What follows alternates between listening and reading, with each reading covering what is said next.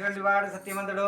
అతడు ప్రతి దినము దేవాలయములో పోతూ బ్రాహ్మణులకు విశేషమైనటువంటి ధనం ఇచ్చి సంతోషపెడుతున్నాడట. అతని భార్య చాలా సుందరవతి, మంచి గుణవంతురాలు. ఆ దంపతులు ఒకనాడు భద్రశీలా నది తీరాన సత్యనారాయణ స్వామి యొక్క వ్రతం చేస్తున్నారు. ఏ వ్రతం చేస్తున్నారమ్మా?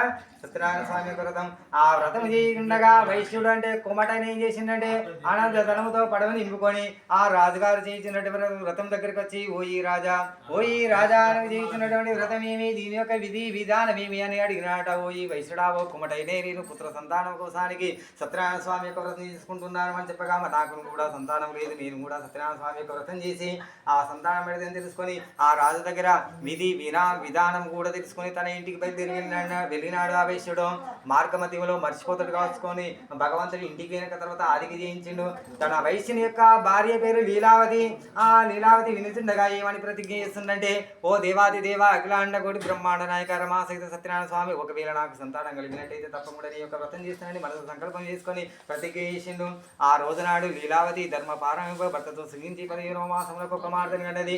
ఆ కుమార్తెకు ఏమని పేరు పెట్టిరంటే కళావతి అని పేరు పెట్టిరు. ఏమని పేరు పెట్టిరమ్మా?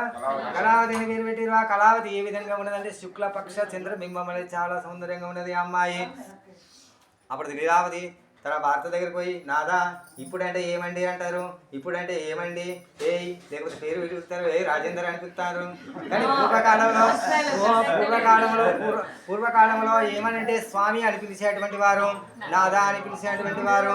అప్పుడు ఆ లీలావతి తన భర్త దగ్గర పోయి, స్వామి మనకు భగవంతుడు సత్యనారాయణ స్వామి ప్రసాదం ఇచ్చింది కదా, మనం చుట్టాలను అక్కలను బంధువులందరినీ తీసుకుని వచ్చి సతీదేవిని యొక్క వ్రతం చేసుకుందామని పిల్లగాడిందట.